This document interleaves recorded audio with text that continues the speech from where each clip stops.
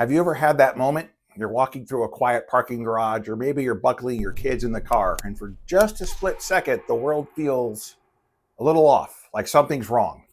It's not panic, it's just that quiet little voice in the back of your head that asks, what would I do if something were to happen right now? Don't worry, you're not paranoid, you're not crazy. That voice means you're paying attention, and that is the first step to a journey that I believe is one of the most important a person can make. That feeling isn't about fear, it's about recognizing the truth. Then that's the most important person responsible for your safety and the safety of your family is you. Typically, the police or fire are minutes away in an emergency or a crisis. You are the first responder. You are responsible for you and your family. Now, for years, I've seen people decide to take their safety very seriously.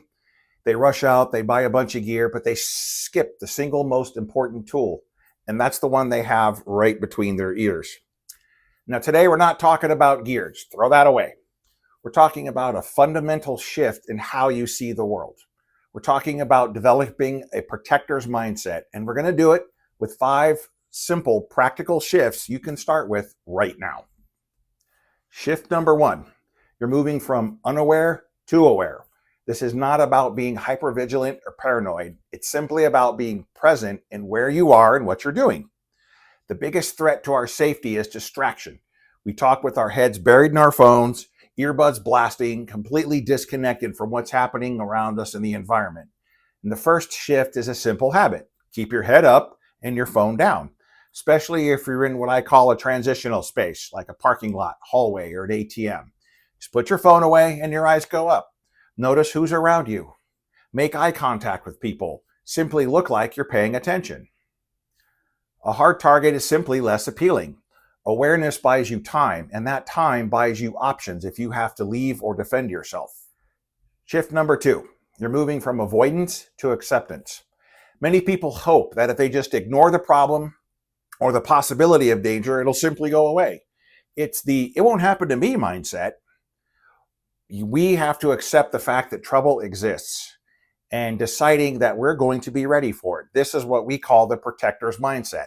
It's not about looking for trouble, you're looking out for trouble.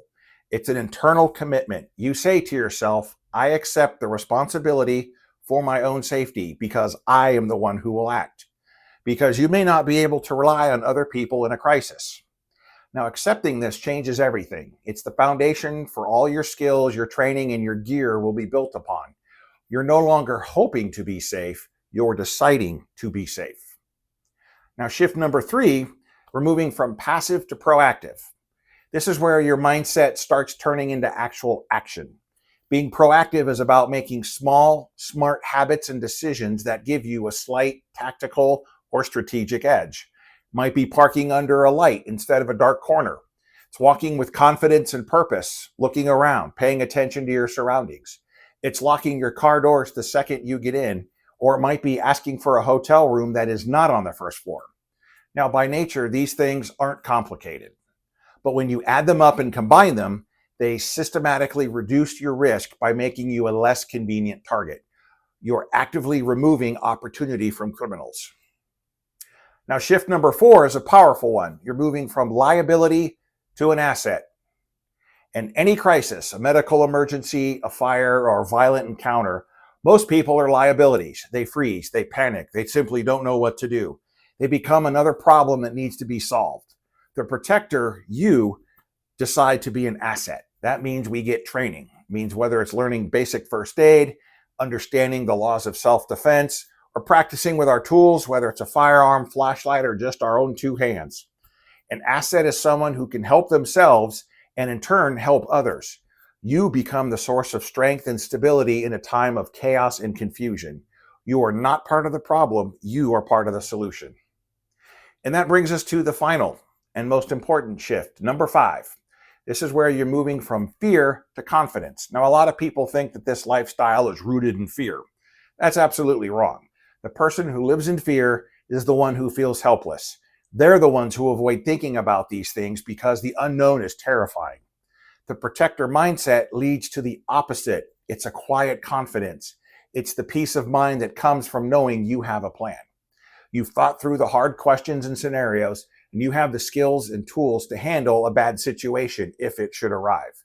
This doesn't make you eager for trouble. It allows you to relax and enjoy your life more fully because you've eliminated the fear of the unknown. And now we're going to recap the 5 mental shifts.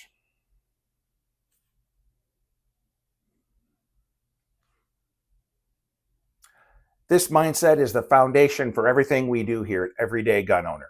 It's not about the gear, it's about the person, it's about you. It's about becoming a capable, competent, and confident protector for yourself and the ones you love. Now, if you found this helpful and you're ready to learn the skills that back up this mindset, stick around. Our next video will put you right on track and cover some basic gear to think about. And lastly, I have a question for all of you. Which of these 5 mindset shifts do you find most challenging? Or which one have you done already? Which one have you started working on? Let me know in the comments below.